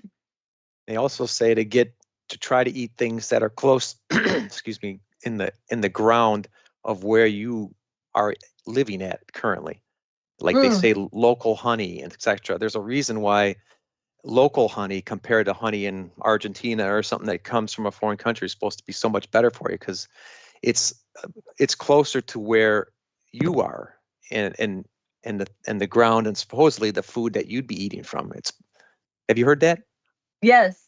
And that bee pollen, you always want to get it local, because I guess they use the local, of course they'll use the local flowers and the food that's normally consumed without having everything brought in, all the food that's brought in from other countries, kind of like in Hawaii. I mean, to me, it's just so sad because you can grow things here year round. The weather's always great. It's a year-round growing season, and yet we import over 90% of our food here from other places, which is it's so crazy that culture is. Yeah. I wonder if there's some kind of rationale behind that, right? I know, right? Make it even in Hawaii, we don't grow anything anymore. You're reliant on them. Yeah, and the younger generations, it seems like ever since that whole C19 thing going on, that more people, the younger generations, have gotten a little more interested in growing their own, but not, you still see like everybody goes to the grocery store here. It's really sad. Like the farms, like what Noble mentioned earlier, our friend having a working farm here. I mean, it's very small. It's on 1 acre. They're in no way ready to feed the whole island, of course, but just having those connections is so important. Just because if they ever do close the harbors here, there's a lot of people that be in big trouble. Wow. Sherry just had a great line. She said, local honey will help you with your allergies because the bees that make the honey from those very things that cause your allergies. Yes. Oh, that's exactly right, What a Sherry. what a Thank you for great saying that. line. Wow. I never knew that. I had feelings there was something about the local way the local honey was made and why, but I didn't Yes. know that. That's great, Sherry. Thank you. And that makes it's almost like a like helps like again, if you think about it, because you get something from your local area and it's supposed to Mhm. help fight the problems that you get from your local area. Isn't that fascinating? There's Right, got to be right. something to that. I don't know. Yeah, exactly. Like I remember when I was younger, when I was little, I had a lot of allergies in the area we were living. We lived in Oregon for a few years, and my allergies there were just off the they were like off the charts. My mom was having me eat local bee pollen. I didn't really notice a huge change from what I remember, but Hawaii is one of the very few places that I don't get any allergies, which is nice. But Wow. I'll have to remember that line though. I really appreciate that, Sherry. Thank you for putting that in there. That makes a lot of sense. Yeah, that's very good. Okay, Brett, did you want Noble, to you wanted continue? to comment on that? Do you have any allergies? Oh yeah, I'm allergic to bills. Does No, that ever go away? no. I don't think Noble's allergic to anything, are you? I'm allergic to let's Any see, foods? No foods. foods. Come on Oh, now. shrimp, I know shrimp, you're certain thinking of a shrimps. joke. No. I'm allergic to certain shrimps. He's recently noticed that he's allergic to a couple different things that kind of also cause him to break out in hives, like some shrimp that he ate and some of the things that have like nitrates in it. Those will activate some gout Oh, issues. God, in him. issues. Yeah. So Ooh. But as far as allergies, yeah, just shrimp so far. I'm the one with all the allergies. I'm allergic to any type of melon. For some reason, I cannot eat any melons. I break out a rash. Mangoes is another thing. There's a certain type of mango I'm allergic to the skin because it's in the same family as poison ivy and poison oak, which I'm really allergic to. And a couple of the cucumber. I'm allergic to weird things. I don't know why. I like all these things. I wish I wasn't allergic to it. Gotta wonder why. What started it? Was it maybe your bad experience as a child, or is it truly organic? Is it something that's in your body? I always wonder why certain things Yeah. affect you even later on in life. Like, what about you, Brett? Do you have allergies to certain foods? No, not really. I find Mm. myself not being able to eat certain foods anymore, though. So I mean, it's kind of like it gets you upset or makes you feel maybe so. I can't say that I don't have any. I might have some, but it's almost like I don't really break out in hives or I just has a weird feeling inside. So maybe there's something like that actually affects the body, affects my body. yeah, Okay. yeah. I'm allergic to Tammy George eating Haagen-Dazs ice cream. That's funny. I'm in Yeah. everything right now. I heard just if we got a minute, I heard somebody was in the chat. I think it was Donna, I think, talking about salt. And one interesting thing that I've learned, she said, is salt. Can we still use salt? And I'm thinking about salt because I'm sure, Noble, you use sea salt and probably recommend it and such. And I've heard about and I've researched about salt too. And I guess, yes, there's a certain kind of sea salt, though, that has a lot of active minerals and et cetera inside the salt itself. So it makes it so much better, right? Yes, you're correct, Brett. You did a whole show on that. Sherry was reminding everyone. Yeah, and again, do not touch the table salt, the iodized salt. That'll eat you up from the inside out. But the mineral salt, Lisa's bought some on Amazon and whatnot. Yeah, Um, Baja sea salt. Baja Gold, right? Or And Baja Gold, and also Celtic sea Celtic salt. sea Oh, salt. yeah, I have some of that. I Use haven't really that, used okay. it. Does that seem to work for you? Yeah, it kind of keeps you. I mean, I take it with alkaline water. It seems to keep me more hydrated. I don't feel as dehydrated like I used to. It's nice. I take it like 3 or 4 times a day, just like a pinch. You're supposed to mineralize yourself 2, 3 times a day at least. For people that like to hydrate with water, pinch of mineral salt and water. You cannot go wrong with that. You won't get As- cramps. You won't have any issues with the body. Your cells need so much minerals, and salts are one of the ways to get those minerals to them. And again, it's just a wholesome thing. There, you're gonna have commercials. You're gonna have doctors says, watch your salt consumption. Well, I think maybe they're really talking about iodized salt because that's not good for you. But salt is actually good for the body. Interesting. And Sherry said that you're what she would call an expert on salt, huh? Yeah, because I'm so salty. You get salty sometimes. The salt of the earth. Brett, did you have any other supplements you wanted to share with everyone? Yeah. Last thought. I actually read this about salt, and which is kind of fascinating. Which it kind of makes sense again. Is from what I understand that years ago, like maybe 100 years ago or whatever, but when they would get salt to get it ready for human consumption, it would have to dry like out, get it dried first. Okay. They did more natural means of drying it. But lately, when they started these big companies, when they started to find quicker and faster ways of processing things, from what I understand, is they actually heated it up to a very high degree. And that is what actually changed the salt around in certain meanings and certain ways that now that makes it become a problem when you take it internally. Did you actually ever hear about that? Again, it's the processing of the salt itself, not necessarily the salt you're taking, but the way these big guys are actually processing this salt. And then it becomes iodized salt, etc., that you put on your table, those type. That's why all of a sudden it starts to become bad and people are warning us about it. Interesting. Yeah. Not heard about that, but yeah, I know that the natural, sea salt where it goes into tidal pools and the sun dries it out, and then you scrape off the salt that's in those tidal pools. That's the natural type of sea salt that's good for you. And again, it's so funny how you mentioned it. Certain ways processing does things to certain food items, and it actually makes it worse. I mean, when you look at your seed oils, the way it's processed, or polyunsaturated fats, and I mean just the whole gamut of things that are processed and heated and refined, just to get them out into the commercial market. I think they do all of that just to make sure that we're getting poisoned or toxicized. Yeah.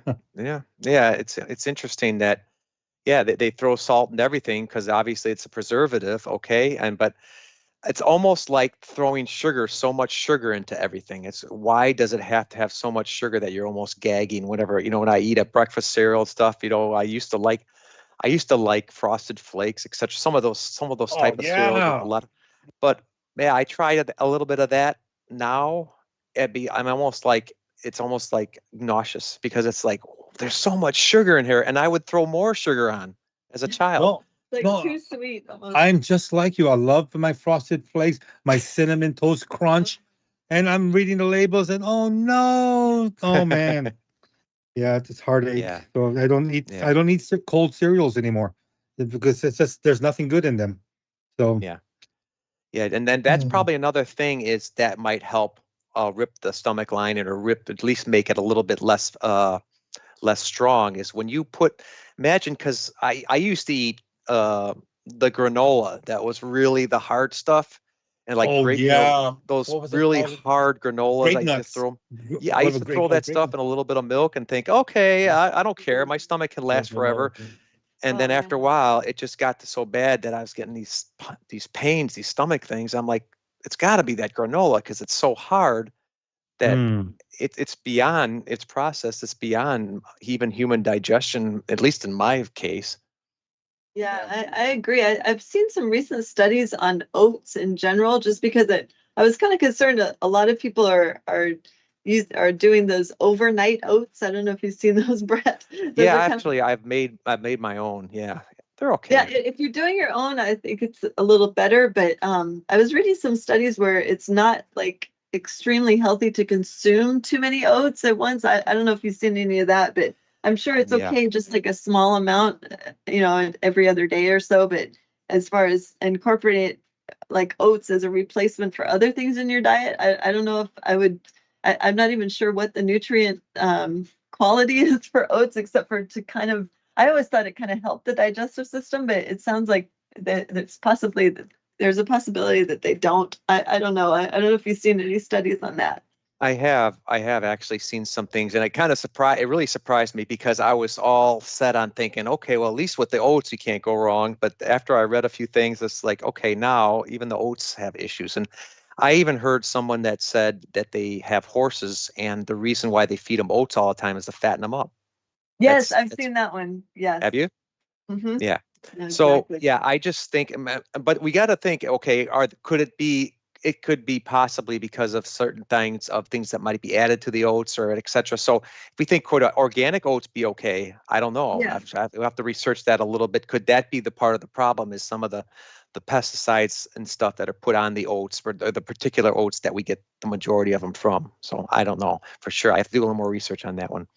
Yeah, I think it's kind of similar to the wheat that's everything that's grown here in the US. It's like that spray that they put on the fields and everything. It seems like it would, I mean, we've seen the fields here in Hawaii where there's certain ones designated organic, but right next to the organic field is the non-organic. So you would think that it would be pretty easy for the pesticides to like travel over to the organic stuff too a bit, Yeah, not oh yeah. like it's heavy. Overspray, yeah. Yeah. And Wind imagine, currents. yeah, and imagine the water when you water one field, and Oh the yeah. big rain comes. Imagine if the water just transfers from one field to another, depends on the slope of the ground, etc. You just easily could mix them up. Yeah. It's funny that you mentioned that.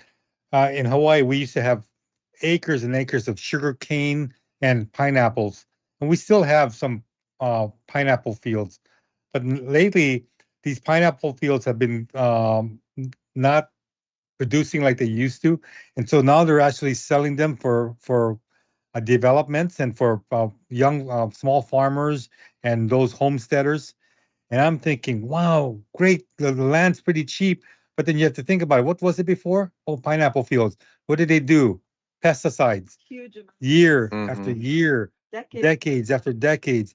And so now these young families are going to be going and doing their own supposedly organic farming on contaminated land. Yeah. If they have That's animals and dogs running around that yard, they're going to be breathing all that all day, and they're going to be really right up kids, to it. babies, yeah, Kids everything. falling on it. Yeah, and it's just sad because once you contaminate land, you know, it's pretty much worthless. So, but Hawaii is such, in high demand for land for homes. This is what they're doing. Big landowners are selling off parcels so they can sell their farmland for exorbitant amounts of money for crappy land. If I can say that. Yeah. Yeah. Okay. Yeah. A couple more that I thought that I might recommend. Lisa, you were asking me. I hear about balance of nature and those type of fruits and vegetables that are supposedly freeze dried. I think that's a great thing. I might not be taking that exact variety. There's other varieties you can find that are like in the green and red bottles, but I think something like that. I think our body needs something like that because I think the food is so depleted unless you eat your good share of vegetables every day, because we need that balance. We need that balance between the acid and the alkaline. Because as Lisa was saying, probably the majority of the food, think about it, the majority of the food we probably eat is mostly acid, I bet you. At least I do, even trying to do it right and throw a bunch of spinach in there and make a salad. I mean, you drink apple juice, acid. You eat spaghetti, acid, bread, acid, milk, acid. I mean, it's like coffee acid. It's like almost all these things that you think and you take every single day, your body is just being overwhelmed by an acidic influx of Environment. food. Yeah. Yep. And you become so acidic that your body's saying, what am I going to do? Oh, I guess I'll breed disease, because Yeah. this is where disease starts, is in an acidic environment. And so you're setting yourself up for failure. That's all it is. And I think that's why God created the world to have us some food that is raw that we eat, to balance it out. Because again, processing does good as far as saving companies money for non-spoilage, and they could transport things, and you have a shelf life, and you have all these good things with that processing. But again, on the other thing, it's not of God. God did not make food to be processed. He made food to be as raw as possible. And it's just amazing when you hear about the animal kingdom. I hear that, the food that some animals eat when they eat another animal, it's already got the digestive enzymes in the other animal. It's like it's already built in. It's like, okay, that's part of creation, and it's meant to be that way. So you just want to just think about a lot of things. I know some things need to be cooked because of the fear of contamination or the fear of whatever, but somebody mentioned raw milk in the chat a little bit earlier, and I used to drink raw milk when I could find it at a farm, and it was just so much better. It was so full good. and filling. Yes. Oh yeah. But again, that's what God gave you your immune system for, is to fight off. I'm not saying that you should be going out and trying everything all over the place. That it could be risky, but just find somebody that's trustable, be careful. But I think that's what God would give your immune system for too, is to get stronger. Because when something goes in, I was just in a hospital the other day, and I was kind of scared, quite honestly. I wore my mask the whole time because I was thinking, okay, I'm not used to this kind of environment.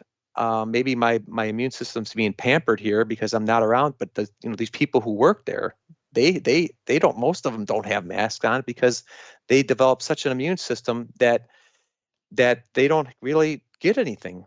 And that's a good thing. That's what your body's supposed to do. That's why I was saying with these these fruits and vegetable type of things, I think those are good just to help make up for the lack of balance that we have, or we don't have here in our own bodies, in our own lifestyles that we've been eating. Yeah. Yeah, I agree. Yeah.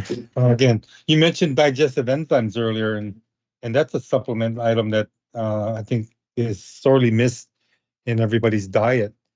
Yeah. I think we need it more now, even just because the quality of food has gone down, and like the way our naturopath explained it to us, because I'd never heard of digestive enzymes until about 5 years ago.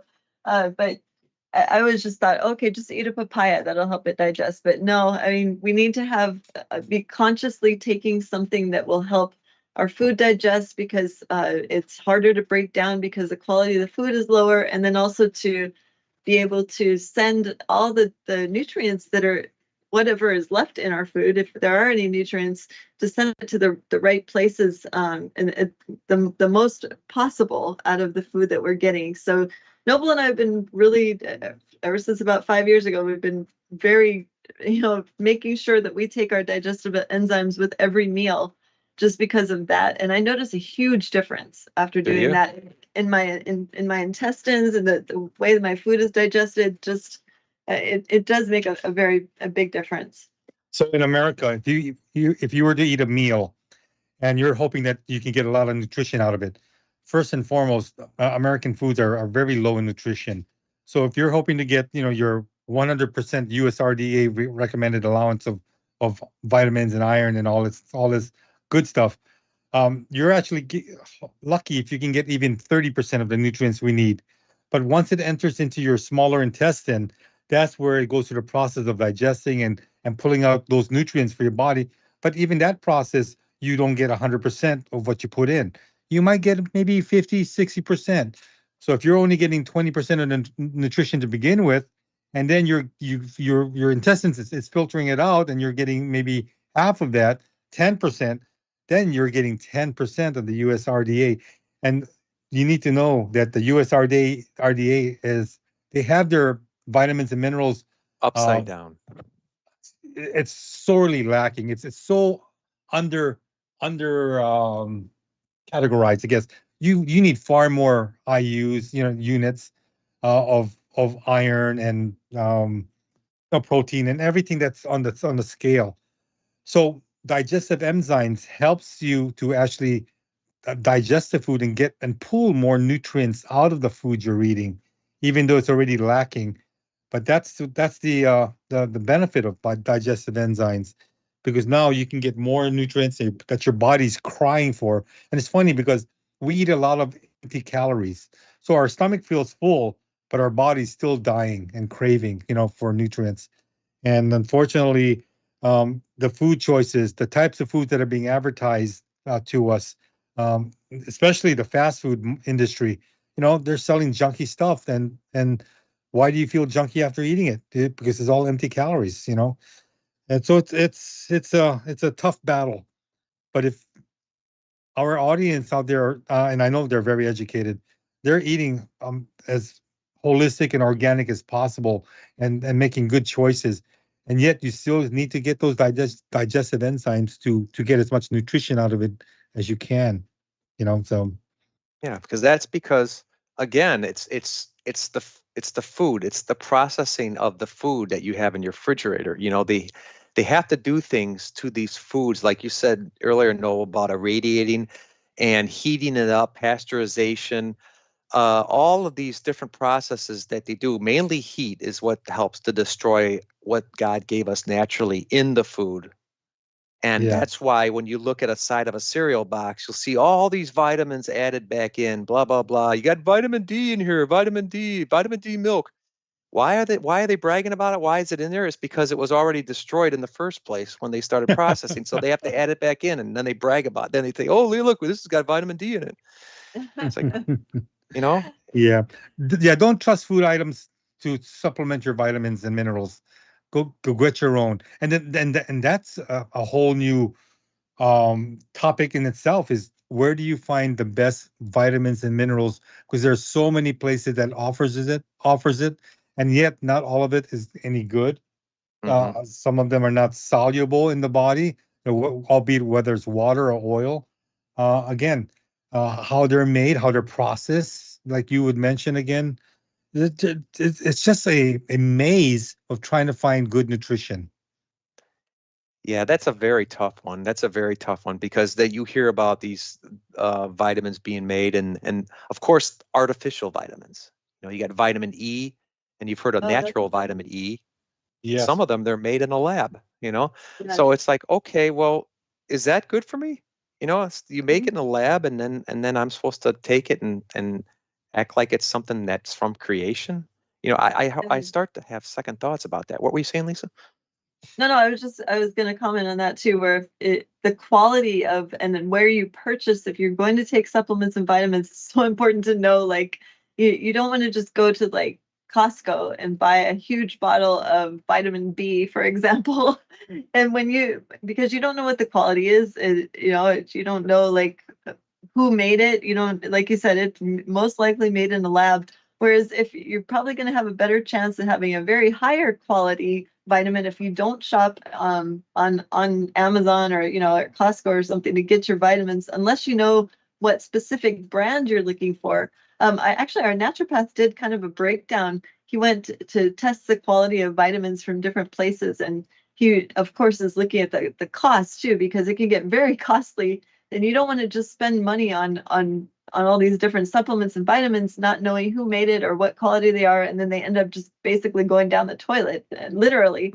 So, he was saying that the vitamin shop is a good and it's lower cost, but probably that he was saying that from what he's researched, it's one of the higher quality vitamins at the lowest cost. So and we're concerned with our pocketbooks too. We want to make sure that we're getting like a decent quality vitamin or supplement for a lower cost. And so that's where we've been purchasing the majority of our supplements for the past few years, and we don't have any complaints. Of course, like you said, Brett, you have to look at the label and make sure that they're not putting a bunch of other stuff in there that you don't need. Like, I think one of them, I'm not even sure how to say this word, but carrageenan, is something that's really popular.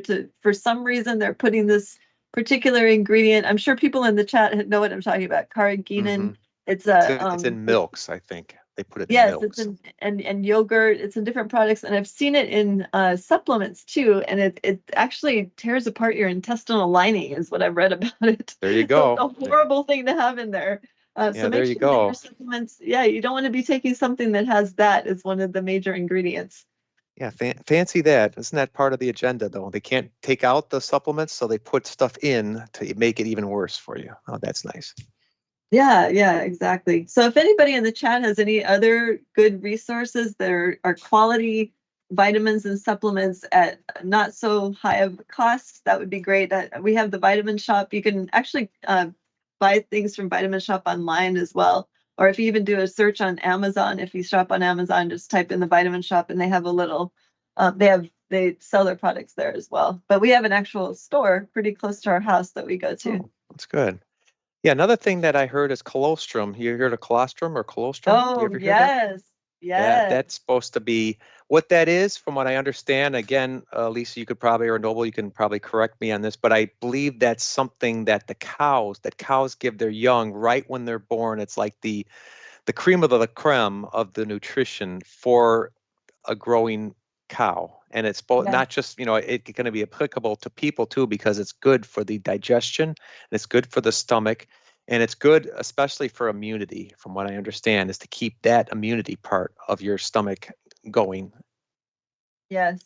Actually, the first time I ever heard of it was my friend Susan, she was at the conference last year helping me sell books. But she was very much into all the natural healing, natural foods, and she accessed a local dairy farmer near where she lived to get some because she had heard that it can help heal your teeth. And she had a tooth that she knew was dead, but she didn't want to get it removed because it seemed like it was pretty stable. It wasn't moving around or anything, and she did not want to get. There was a cavity in it, I guess, and she was trying to heal the cavity. The whole tooth turned black, but it was still in her jaw, and it wasn't causing any issues. And she took that colostrum, and it really improved the strength of the tooth. And today, I think she took it for about 6 months, just a little bit every day, and she said her tooth is in perfect working order today. So Holy cow! that's a good testimony Really? about it. Yeah, literally, awesome. holy cow. That is really, holy cow. Yeah, really. That's great. Yeah, That's no, great. I thought that's a good testimony for it. I didn't know about all the other benefits though you mentioned, Brett. I mean, that was the first I'd heard of it was from her. So. Oh, and there's also something about some kind of disease that happened here a few years ago that was supposed to be, colostrum is very good for just overall immunity. Let's just say it's supposed to help you in a lot of respects. So I would definitely recommend, just as far as I'm concerned about it, working for me, Tammy takes it all the time. She swears by it. Wow, nice. Yeah. Another thing that I really like to take is silver, colloidal silver.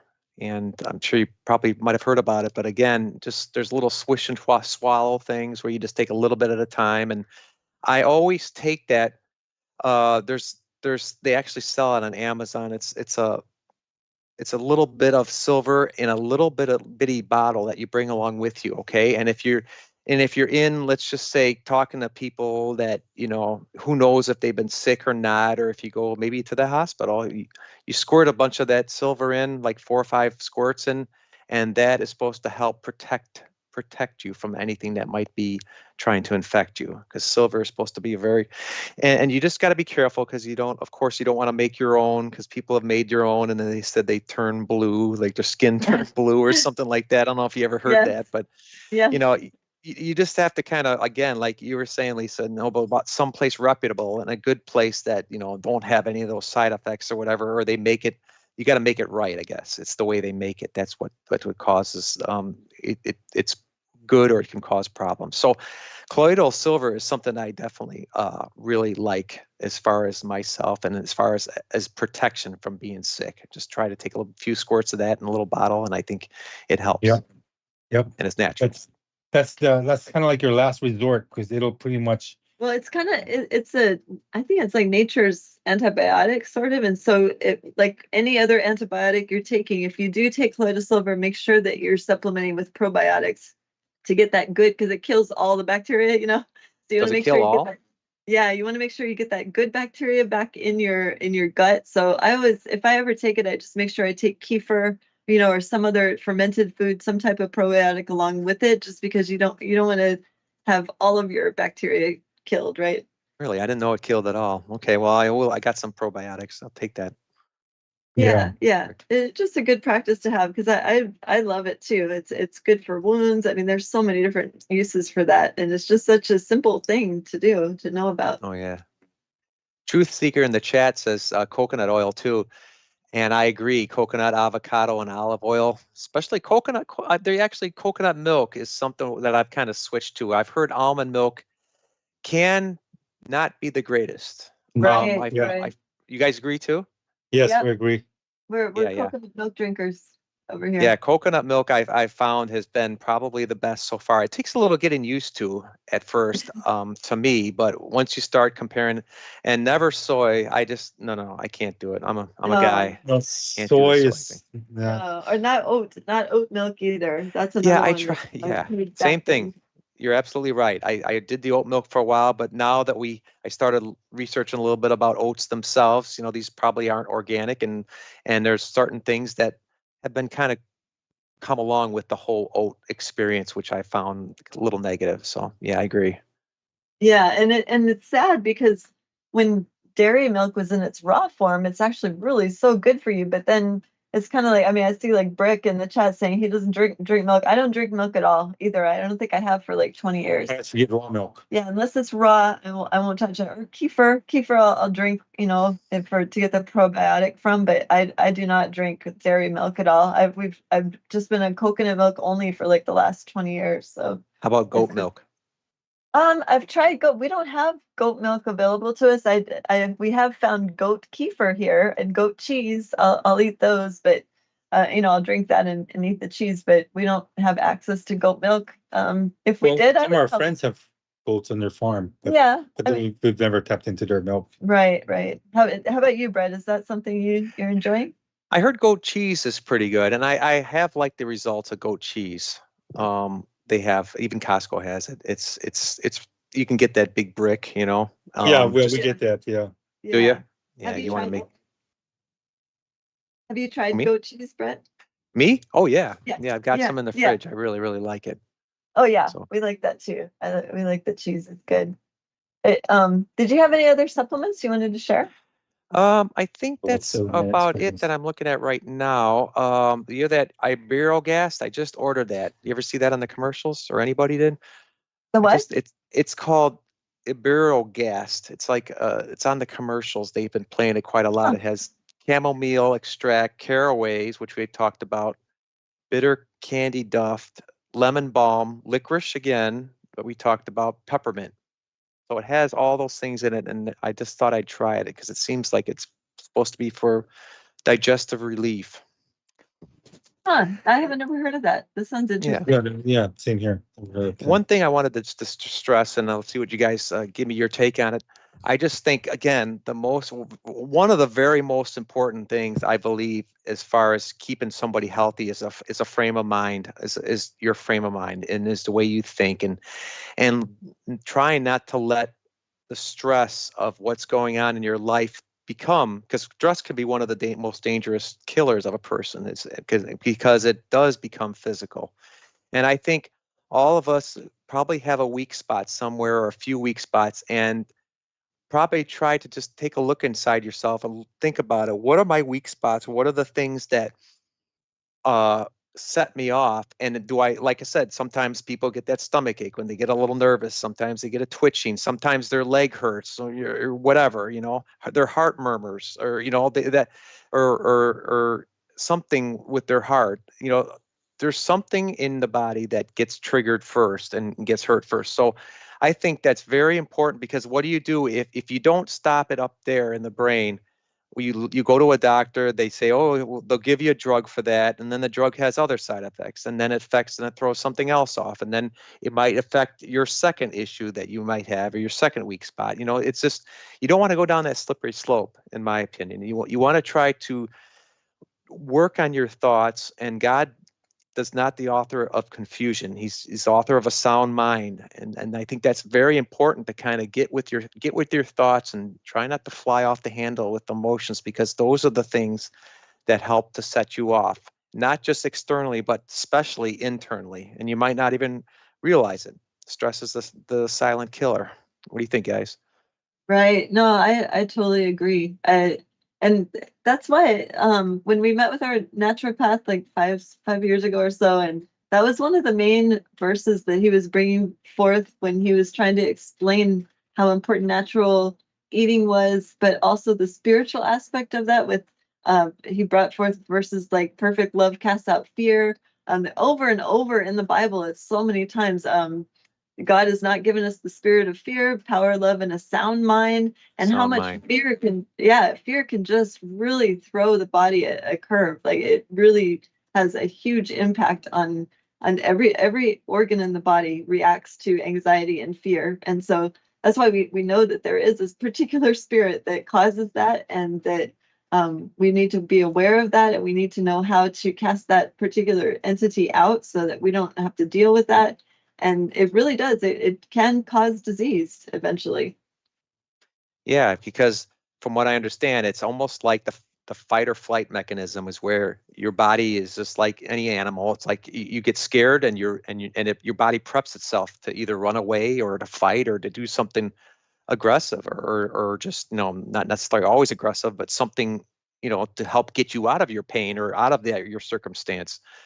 And the problem happens and the problem that's realized is when you get into this state. Let's say even your stomach doesn't get a lot of blood because it's getting pumped to other areas of your body, so you can get this fight or flight response. But the problem lies is when you don't slow down from that and your body doesn't have a chance. I've even heard it's something like takes like a day or something once you get in a very stressful situation for your even body to totally get back to normal and reset. So if your body is continually stressed, that's part of the problem. It sounds like, sorry about that, but it sounds like we're at the end of the show. Thank you guys for all joining us, and we'll look forward to seeing you next week. Blessings, everyone. Shalom. God bless you. Thank you all. Thank you for listening to Revolution Radio.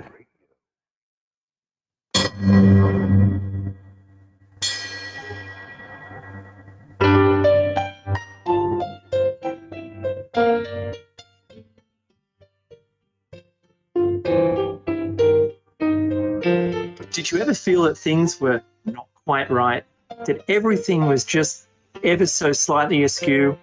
Do you have, to paraphrase Morpheus, a splinter in your mind? If you're interested in hearing the latest information about UFOs, the paranormal, ancient cultures and structures, monatomic elements, longevity, fantastic discoveries in science, downloaded to your brain, then tune into us. Hi, I'm Dave. And I'm Mackie. And we are Shiny Side Out, Sundays 2 to 4 a.m. Eastern. See you then.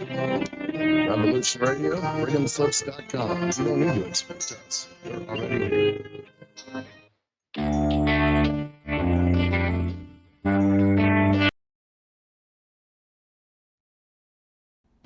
Your partnership with Sacred Word Publishing goes further than the publishing of ancient manuscripts and weekly video content. You also make a huge impact across the earth in orphanages in Myanmar, India, Uganda, and Kenya. Your support is crucial for the development of the ecclesia of real truth seekers.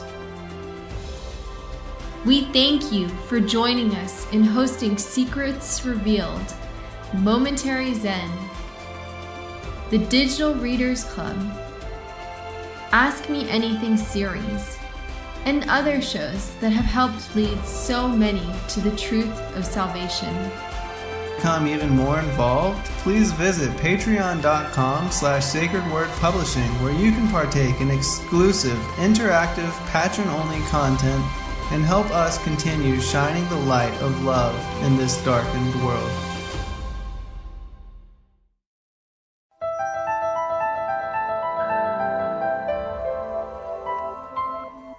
As a bookstore for truth seekers, it's our goal to make ancient manuscripts which were once held captive by secretive institutions available for public consideration. In our generation, where wisdom has increased as Daniel the prophet foretold, we have access to many of the testimonies our early church brethren were persecuted for preserving. After being hidden for centuries, these manuscripts have been leaked from various sources throughout the earth, and it's our goal to gather these sources into printable form to make available for all who seek the ancient way. If you're looking to deepen your studies of the biblical narrative, find these ancient manuscripts and more at sacredwordpublishing.com.